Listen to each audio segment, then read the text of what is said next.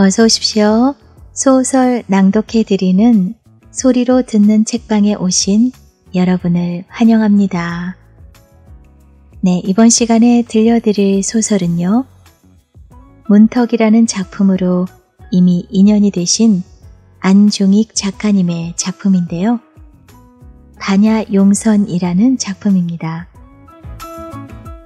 작품 속에서 주인공은 아주 색다른 체험을 합니다. 바로 임사체험인데요. 만약 우리가 죽기 전에 딱 10분의 시간만 남아있다면 어떤 생각을 하게 될까요?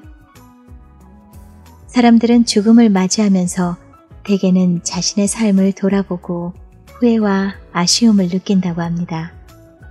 꼭 하고 싶었던 일을 마치지 못한 후회와 아쉬움일 거예요. 소위 임사체험을 했다는 사람들은 대부분 체험 후 이전과는 전혀 다른 삶을 산다고 하네요.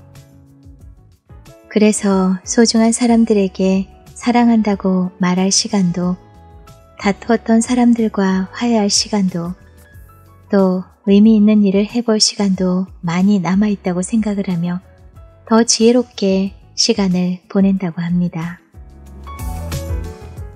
고통 속에서 살다 죽음으로 헤어지게 된 어린 딸을 생각하며 주인공은 임사체험을 하게 됩니다. 좋은 작품이 저의 목소리를 통해 많은 분들께 공감이 가는 그런 시간이 되시길 바라면서요. 본문 낭독 시작해 볼게요. 참, 반야용선의 뜻 알려드릴게요. 반야는 진리를 깨달은 지혜를 의미하고요. 용은 극락으로 향해 가는 뱃머리를 상징한다고 합니다. 선은 배를 뜻하는 말이고요. 자, 반야용선 진짜 시작하겠습니다.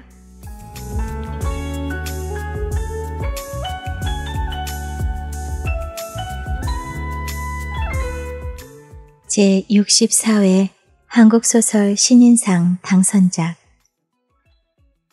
반야용선 안중익.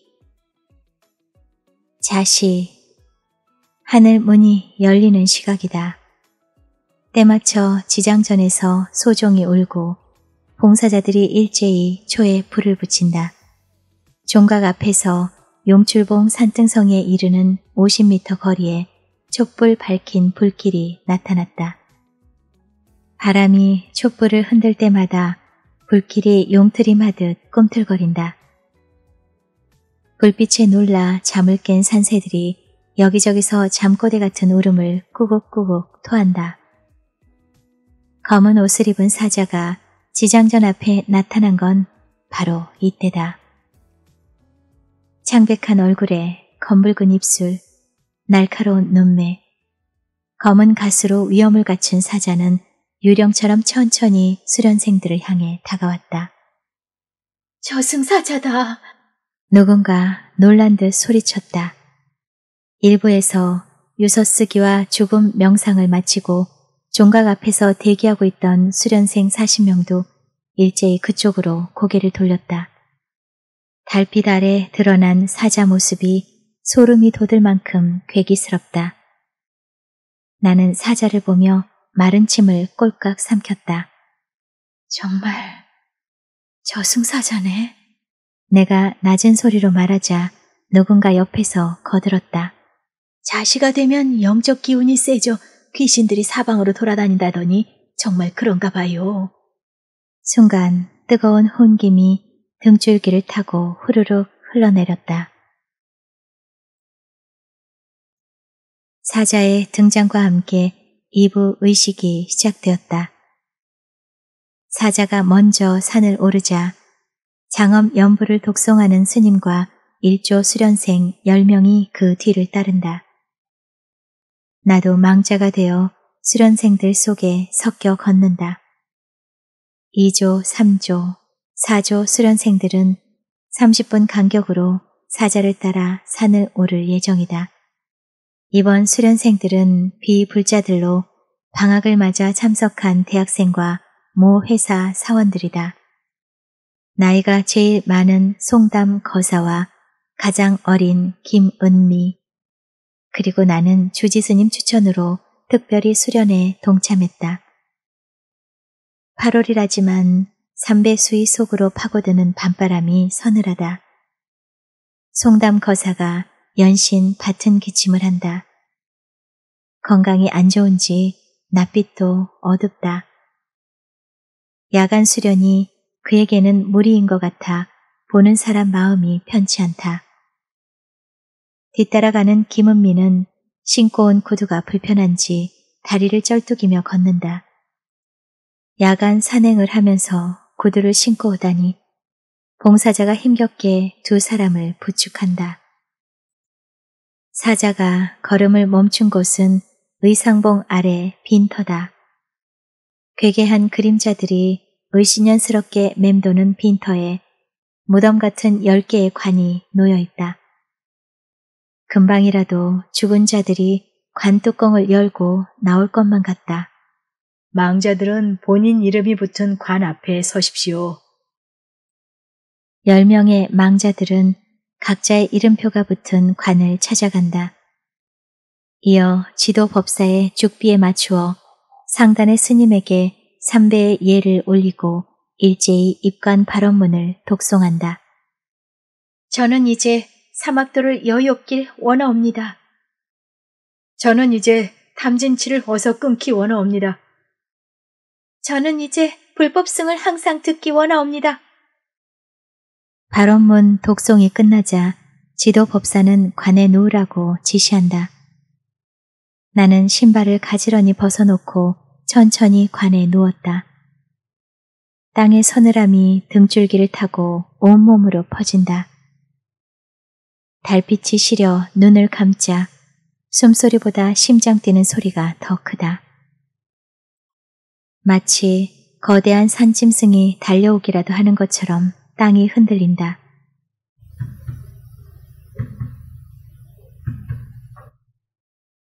어깨가 양쪽 벽에 닿아 몸을 옴짝할 수 없다. 높이 29cm, 넓이 42cm, 길이 190cm. 호화롭게 산 자나 비루하게 산 자나 마지막 떠나는 길에 주어지는 관의 면적은 공평하다. 봉사자가 허리를 굽히더니 천으로 손과 발을 묶는다. 손이 묶이니 흘러내린 머리칼 하나 쓸어 올릴 수가 없다. 봉사자는 이 생의 마지막 양식이라며 입에 쌀 한 숟가락을 넣어준다. 마른 쌀이 버석버석 입안에 숨을 막았다.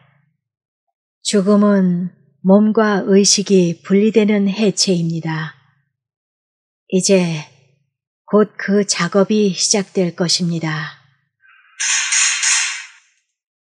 지도 법사가 3번 죽비를 친다. 죽비 소리와 함께 내 몸과 의식이 해체되고 있다. 내가 차가운 수술대에 눕던 그날처럼. 그날 새벽 출산 예정일을 며칠 앞두고 만삭의 몸을 뒤척이다 잠에서 깼다. 심한 요일을 느끼고 침대에서 일어난 나는 화장실로 향했다. 거실을 가로지르는데 아이 무게를 이기지 못한 소변이 질금질금 다리를 타고 흘러내렸다. 서둘러 몇 발짝을 더 걸었을까. 배에 강한 통증이 왔다. 주르륵 뭔가 쏟아져 내리는 뜨거움을 느끼며 나는 비명을 지르고 그 자리에 주저앉았다. 소리에 놀란 남편이 달려왔을 때 마루가 온통 붉은 피였다. 뱃속의 아이가 꿈틀꿈틀 요동쳤다. 구급차에 실려가면서 병원만 가면 너도 나도 안전할 테니 걱정하지 말라고 배에 손을 대고 아이를 달랬다. 의료진은 하반신을 모포로 둘둘 말고 실려온 피투성이 산모를 급히 수술대에 올리고 서둘러 검진을 시작했다. 빨리 수술하지 않으면 산모도 아이도 다 위험할 것 같아. 의료진이 중얼대는 소리가 들렸다. 내 안에 웅크리고 있던 어미의 본성이 뿔을 세웠다. 나는 몸을 벌떡 일으키며 소리쳤다. 빨리 아이부터 꺼내요. 나는 죽어도 괜찮으니 아이만이라도 살리라고요. 혈압이 심하게 떨어져 당장 수술이 어렵습니다. 상관없어요. 빨리 아이를 꺼내줘요. 내가 계속 소리를 지르자 간호사가 퉁명스레 내뱉었다. 올해도 최선을 다하고 있어요. 간호사의 말에 내 간절한 호소는 더는 맥을 출 수 없었다. 그들은 산모냐 아이냐 선택해야만 하는 딜레마에 빠진 상황이었다. 하지만 내겐 무조건적인 상황이었다. 설령 내가 아이 대신 살아난다 한들 그 이후의 삶을 태연하게 살아낼 수 있을까? 시트를 물들이는 하열의 얼룩이 점점 짙어지면서 의식이 소리 없이 잦아들었다. 마지막으로 돌아본 세상은 적막했다. 그들이 내 뜻대로 아이를 살려줄까? 감은 눈 주위로 물기가 번졌다. 순간 벗어놓은 신발이 떠올랐다. 아이와 함께 다시 그 신발을 신고 집으로 돌아갈 수 있을지, 내 아이가 누울 침대, 포근한 이불, 햇살 비치는 창을 얇게 가리고 있는 핑크빛 시폰 커튼, 내 아이가 편히 누울 수 있는 그 방으로 가기 위해선 다시 신발을 신어야 한다. 240cm 신발 속에는 나의 모든 삶이 담겨 있다. 신발은 이승을 순항하는 반야 용선이다. 우주를 이고 선 머리, 갖가지 생각이 담겨있는 가슴, 뜨겁게 끓는 피와 차가운 이성까지, 아니 아이를 뱃속에 품고 꿈꿔온 희망이란 시간이 내 신발 속에 오롯이 담겨 있었다. 부모님을 한 줌 채로 태워 하늘로 날리던 날도 의사가 환하게 웃으며 임신입니다 축하를 해주던 날도 내 발을 감싸준 건 낡은 신발 두 짝이었다. 나는 신발이 이끄는 대로 세상 이곳저곳을 떠다녔다. 그게 내 삶이었다. 좋은 신발 신으면 신발이 주인을 좋은 곳으로 데려가 준대. 낡고 해진 신발은 그만 벗어. 생일 선물로 예쁜 플랫 슈즈를 사주며 남편이 한 말이다. 오래 신어 볼이 벌어지고 여기저기 생채기가 났지만 쉽게 버릴 수 없던 남편만큼이나 편하고 익숙한 신발. 그 신발은 내가 그동안 어떤 삶을 살아왔으며 어디를 순항하고 다녔는지 다 알고 있다. 가지 말아야 할 곳에 갈 때는 잠시 멈춰서게 했고 기쁜 일이 있을 때는 한 걸음에 달려가게 했다. 난 그 신발을 신고 아이와 함께 집으로 돌아가고 싶었다. 몸을 벗는 것은 또 다른 자유다. 억압된 이승과의 탯줄을 잘라내는 일. 내 의식은 과감히 몸을 버리고 그 자유를 택했다. 두 눈을 꼭 감고 죽은 듯 누워있는 몸. 허둥대는 의료진들.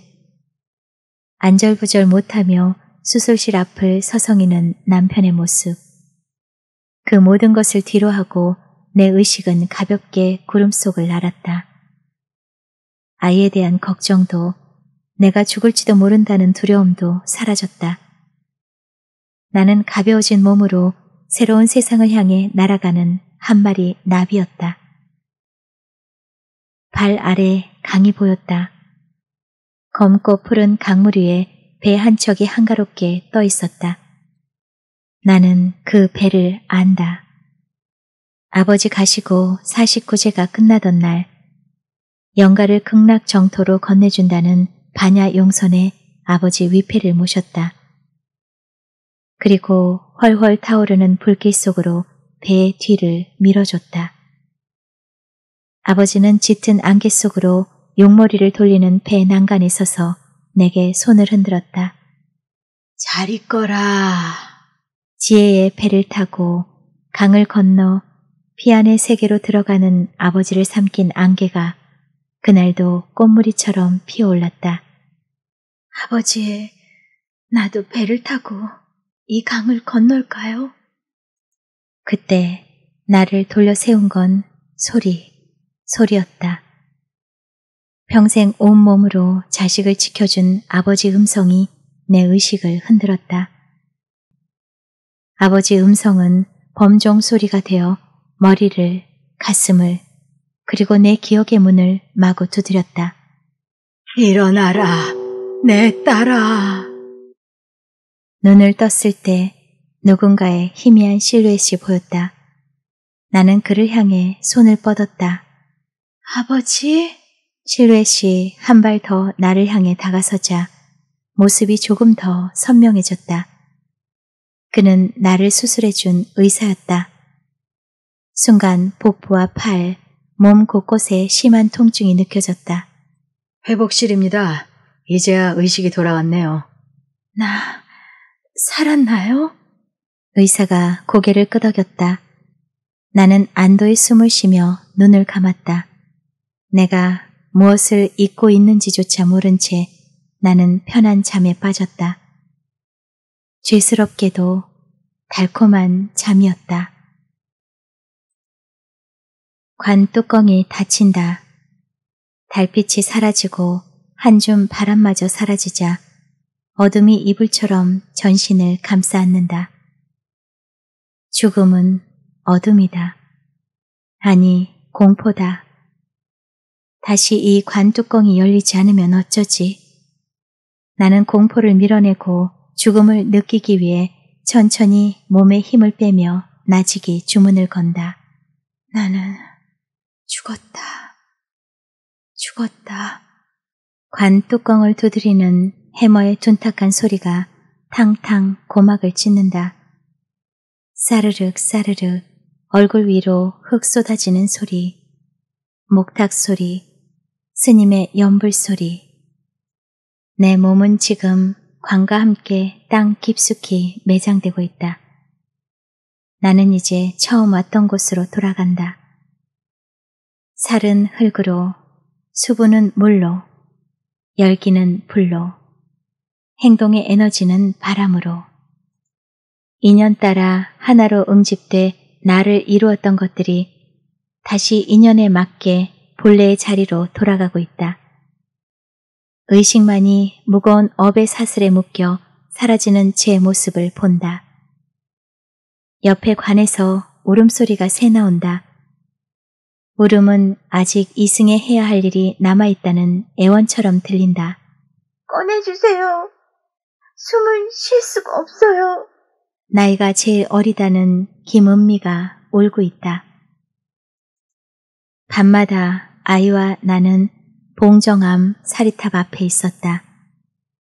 기도가 5주를 넘어 제석궁에 있는 인드라망에 닿을 때까지 저를 멈추지 않았다.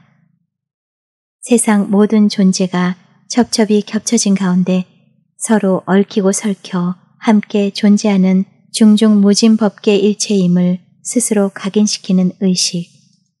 나는 꿈을 꿀 때마다 낮아져라 낮아져라 주문을 걸면서 딸과 함께 무릎에 피가 나도록 절을 했다. 아이가 땀을 뻘뻘 흘리며 절하는 모습이 지은 죄를 용서받기 위해 간절한 발언을 부처님 전에 올리는 것 같아 가슴을 쓸어내렸다. 평생 3번만 갔다 오면 모든 업장이 소멸한다는 봉정암 사리탑 앞에서 내 아이가 쉬지 않고 올린 절은 부처님을 칭견하는 것만큼이나 가슴 벅찬 일이었다. 큰 스님은 모든 게 아이가 지은 업이라고 했다. 3세의 업이 동시에 이루어지지. 궁금하면 현세를 봐. 지금 어떤 삶을 살고 있는지를 보면 전생의 삶도 알 수 있어. 내세가 궁금하다고?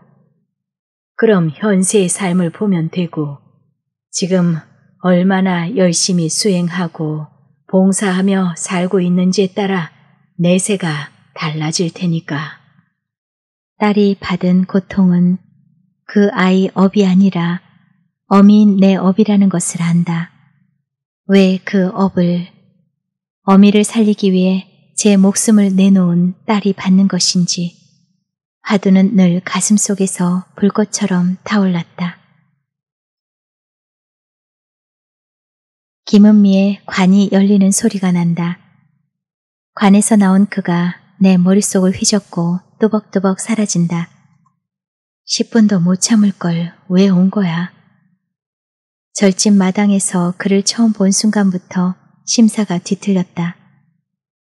붉게 탈색한 머리칼, 무릎이 드러나게 찢어진 청바지, 굽 높은 구두, 모든 게 눈에 거슬렸다.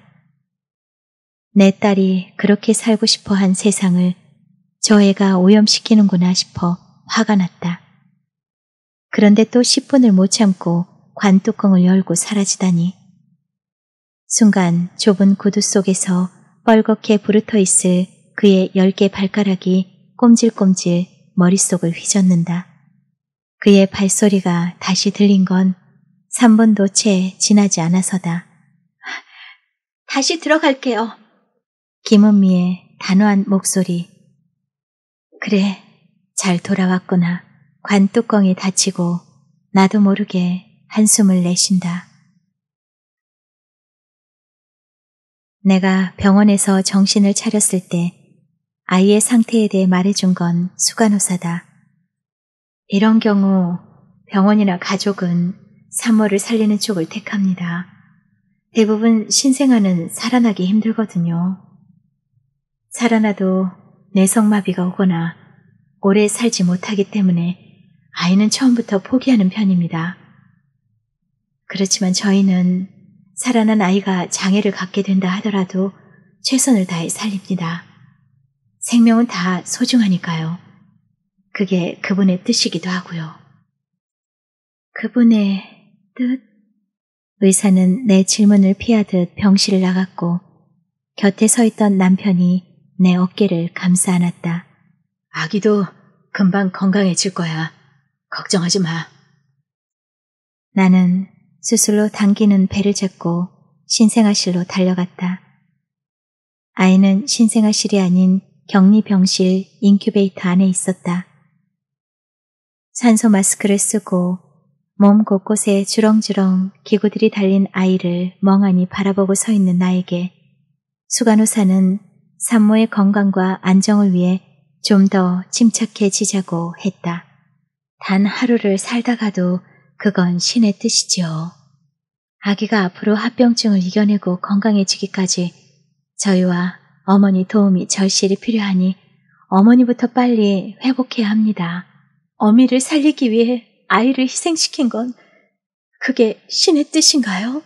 보호자의 선택이기도 했습니다. 나는 옆에 서 있는 남편을 봤다. 남편의 곤혹스러운 얼굴이 내 입을 막았다.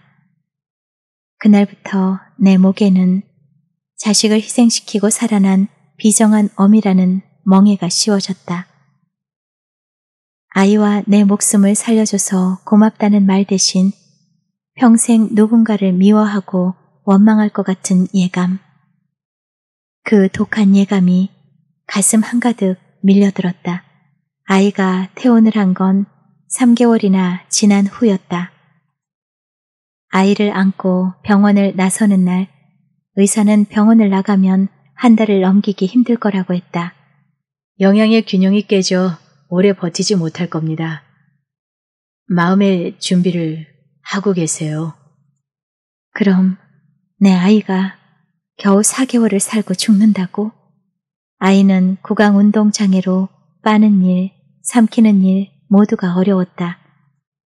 하는 수 없이 우유 꼭지 구멍을 넓혀 우유를 부어줄 수밖에 없었다. 아이는 먹는 게 아니라 어미가 부어주는 것을 고통스럽게 삼켜야 했다. 의사가 말한 한 달이란 시간이 숨을 조였다. 그런 상태에서도 꺽꺽 숨이 넘어갈 듯 우유를 삼키는 아이를 보며 이렇게라도 사는 게 죽는 것보다 나은 걸까 갈등이 일기도 했다. 남편과 나는 하루가 지나면 달력에 동그라미를 그렸다. 아이가 하루를 무사히 넘긴 것에 대한 감사의 동그라미다. 그리고 기도를 올렸다. 그게 아이를 살렸다는 신께 올리는 기도인지 부처님께 아니면 더 힘세고 위대한 어떤 신께 올리는 기도인지 나 자신도 알지 못했다. 그냥 간절했고 그래서 시도 때도 없이 두 손을 모았다. 그 간절함의 기도는 듣는 자가 헤아려야 하는 중생의 독백 같은 거였다. 아이는 사자의 멱살을 잡고 절대 갈 수 없다고 매달리는 것처럼 버텼다. 다행히 의사가 말한 한 달이, 두 달이, 그리고 석 달이 지났다. 그러나 병원 측이 우려한 것보다 더 심한 장애가 연이어 나타났다. 아이는 시력을 잃었고 듣지도 못했다. 그야말로 아이는 인체의 모든 기능을 상실했다. 그리고 1년, 또 1년, 아무것도 나아지지 않는 상태에서 숨을 쉬고 살아냈다. 그렇게라도 시간을 벌더니 아이는 4살에서 완전히 성장이 멈춰버렸다. 서지도 걷지도 못하고 자리에 누워 근근히 우유를 들이켜는 일 말고는 아무것도 할 수 없었다. 그러나 그건 보이는 상황일 뿐이었다. 아이는 밤마다 내 꿈속으로 들어와 엄마를 불렀다. 쉬지 않고 말하고 웃었다. 나는 아이 방에 제크의 콩나무를 심었다. 제크의 콩나무는 사시사철 꽃이 피고 열매가 열렸다. 나비가 날고 새들이 날아와 지저귀면 아이 손을 잡고 하늘까지 콩나무를 타고 올라갔다. 나는 아이와 함께 나무를 타고 오르고 매달리며 꼭꼭 숨어 살았다. 아이가 다른 아이들과 다르지 않게 한 해 한 해 키가 쑥쑥 자라나 유치원에 가고 초등학교, 중학교, 고등학교에 가는 꿈을 꿨다. 정원에 꽃이 피면 예쁜 드레스를 사서 아이에게 입히고 생일 파티도 해주고 놀이터로 데리고 나가 그네를 태우거나 햇빛을 쐬고 친구들의 웃음소리를 듣게 해주었다. 딸의 이름을 부르는 내 목소리는 높은 소프라노로 음역이 바뀌며 노래를 불렀다. 곰 3마리가 한 집에 살아요. 아빠 곰, 엄마 곰, 아기 곰. 그날 대학 후배의 방문은 예정에 없던 일이었다. 귀농 운운하며 회사를 정리하고 강릉에 내려가 살던 후배가 예고도 없이 집으로 들어닥친 건 내겐 사고에 가까웠다. 딸아이가 태어나고 나서 가족 외에는 누구도 들어올 수 없도록 집안 출입을 통제해왔다. 면역력이 약한 아이에게 좋지 않아서라고 변명거리를 찾았지만 나는 가끔 내 내면을 들여다보며 묻곤 했다.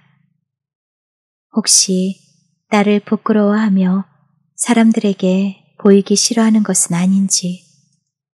후배는 거실에서 자신의 귀농 이야기를 들려주느라 들떠 있었다. 나는 미처 문을 닫지 못한 딸아이 방에 온통 신경이 갔다. 후배가 자리에서 일어선 건 내가 더운 물을 가지러 잠시 부엌으로 간 사이였다. 언니 강아지 키워? 방에서 강아지가 낑낑대는 소리가 나네. 후배는 말릴 사이도 없이 방으로 들어갔다. 그리고 금방 외마디 소리가 들려왔다. 내가 방으로 달려갔을 때 후배는 꺽꺽 울고 있었다. 내 딸이야. 놀랐어? 사랑아, 손님 오셨네. 우리 인사할까? 안녕하세요. 나는 후배가 보는 앞에서 우유를 먹였다. 아이는 평소대로 고통스럽게 우유를 삼켰다. 그리고 성장을 멈춘 앙상한 다리를 드러내고 기저귀를 갈았고 옷도 갈아입었다. 몇 살이야? 5살. 후배는 아무 말도 하지 않았다. 우리는 아이가 잠들 때까지 가만히 앉아 있었다. 그건 내 일상이고 내 아이의 삶이었다. 잠시 찾아온 이방인의 놀라운 몸짓은 우리에게 별로 중요한 게 아니었다.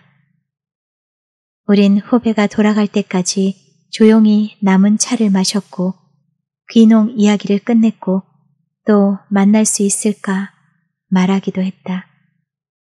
그게 다였다. 바람이 조금 심란하게 불었던 건 내 마음 탓일 수 있었다. 다음 날 나는 아이를 차에 태우고 수원에 있는 시댁을 갔다. 아이가 태어나고 5년 만에 내가 아이와 함께 처음 감행한 외출이었다. 관 뚜껑이 열린다. 관 속에 누워있던 시간은 10분.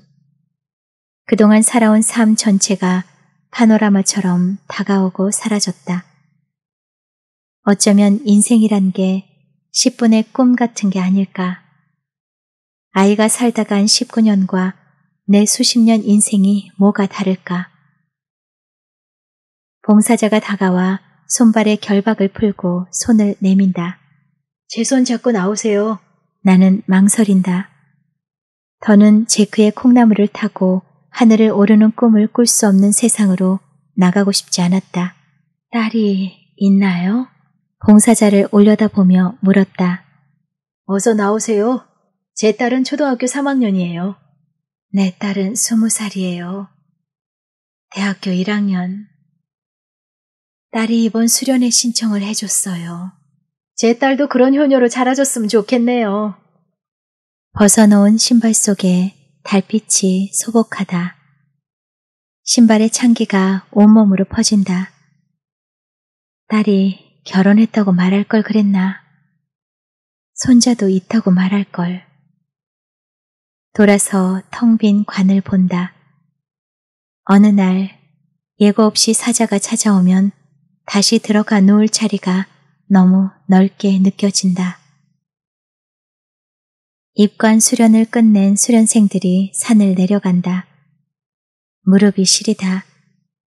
나는 걸음을 멈추고 바위에 걸터 앉아 어둠이 옅어지길 기다린다. 김은미가 다리를 절며 내려온다. 좀 쉬었다 갈래요?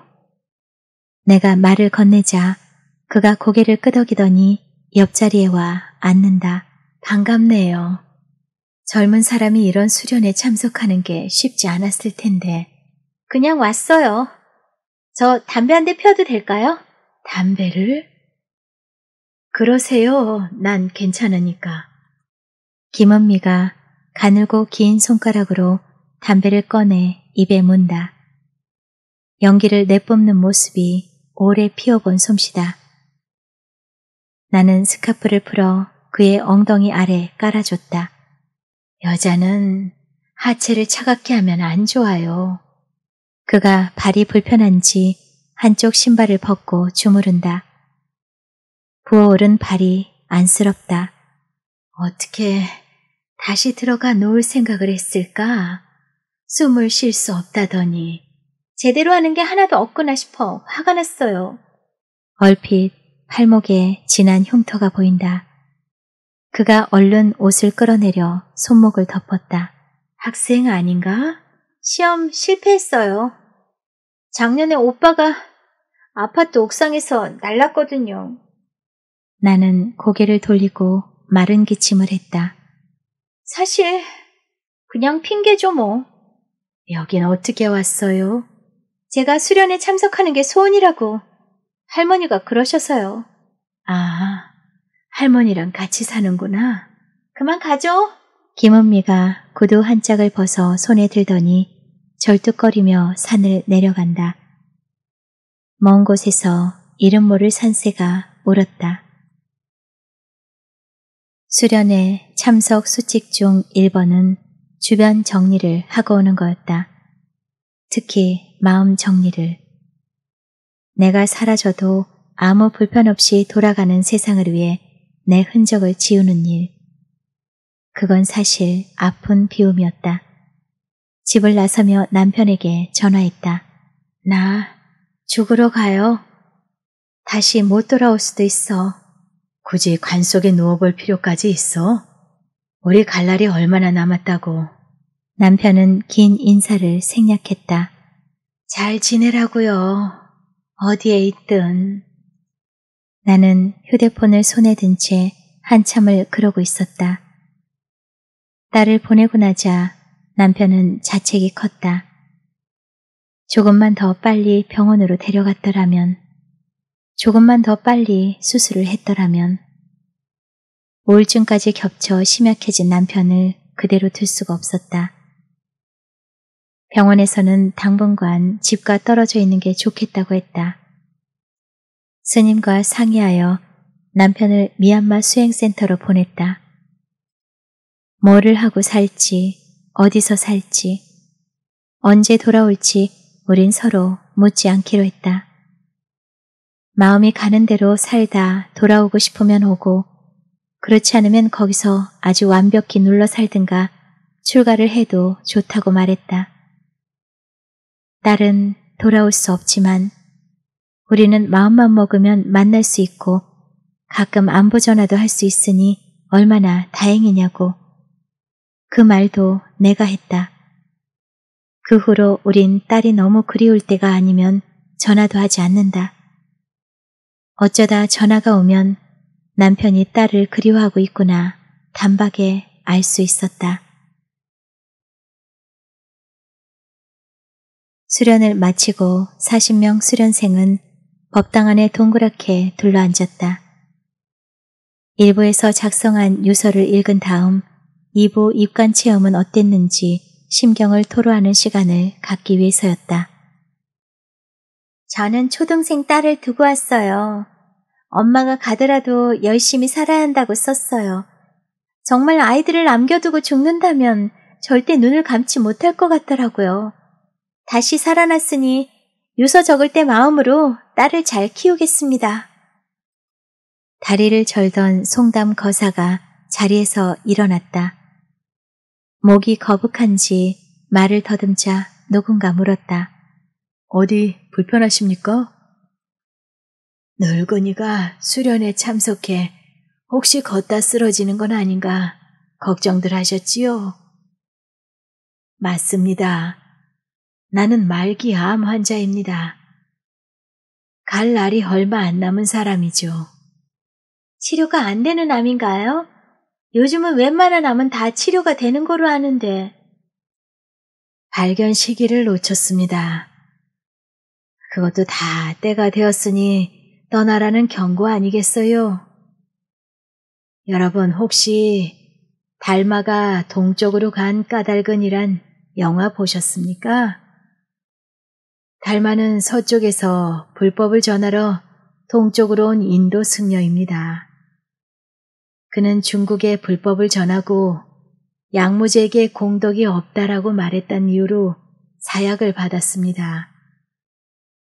어느 날 중국의 사신이 인도를 다녀오는데 죽은 달마가 신발 한 짝을 작대기에 매달아 둘러매고 걸어오고 있는 거예요. 그 모습을 보고 다가가 스님 어디로 가느냐고 물으니 내가 본디 왔던 서쪽으로 도로 가오 하더라는 겁니다. 달마는 무덤 속에 자신이 다녀갔다는 표시로 신발 한 짝만 남겨놓고 다시 서쪽으로 돌아간 겁니다. 생과 사가 분별이 없음을 보여준 거지요. 어차피 우리가 살아가는 모습이 신 한 짝을 작대기에 꿰고 다니는 현상이 아니고 무엇이겠어요. 오늘 입관 체험도 생과 사는 경계가 없다는 것을 체험하게 해준 방편이라고 봅니다. 저도 그냥 아미타 부처님 계신 서쪽으로 돌아갈 뿐입니다. 노인이 자리에 앉자 사람들이 나를 봤다. 나는 주춤거리며 자리에서 일어서 딸 얘기를 꺼냈다. 제 딸은 반야용선을 타고 여름에 떠났습니다. 19년을 한 곳에 누워 꿈만 꾸다 갔어요. 딸에게 이번 생은 잠시 놀러왔던 소풍 같은 거였을까요?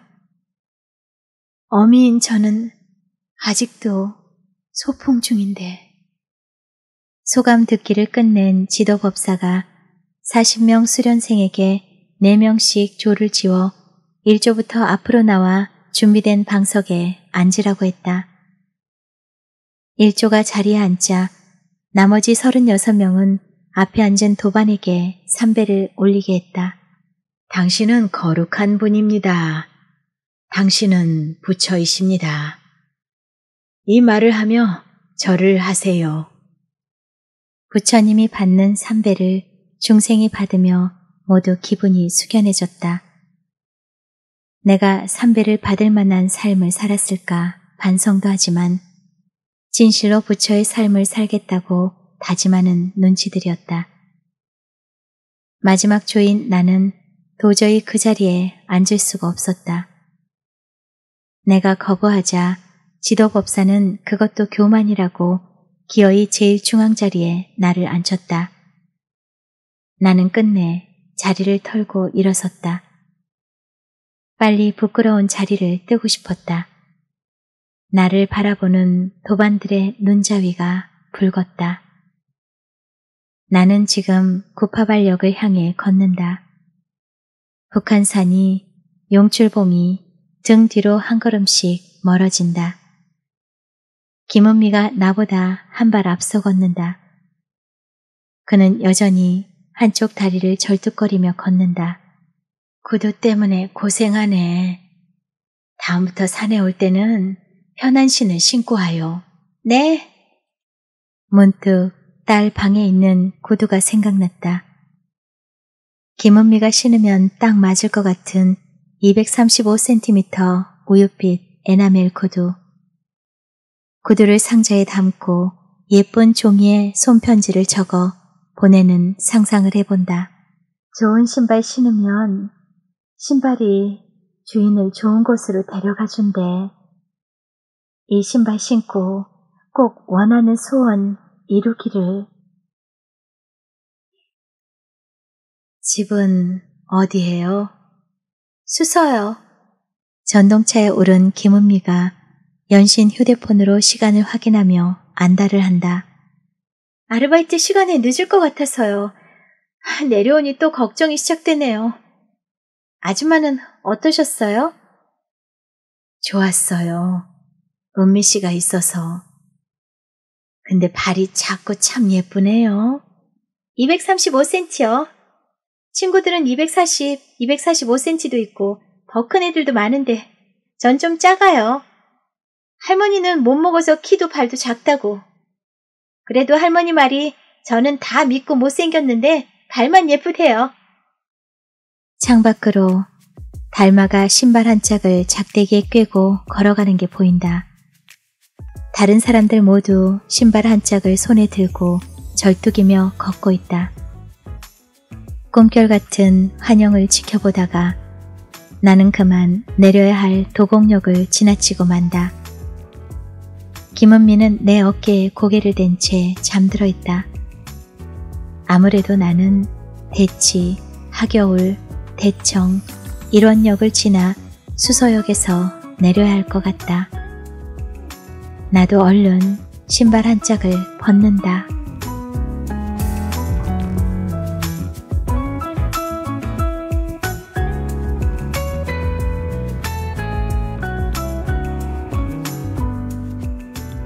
네, 본문의 내용은 여기까지고요.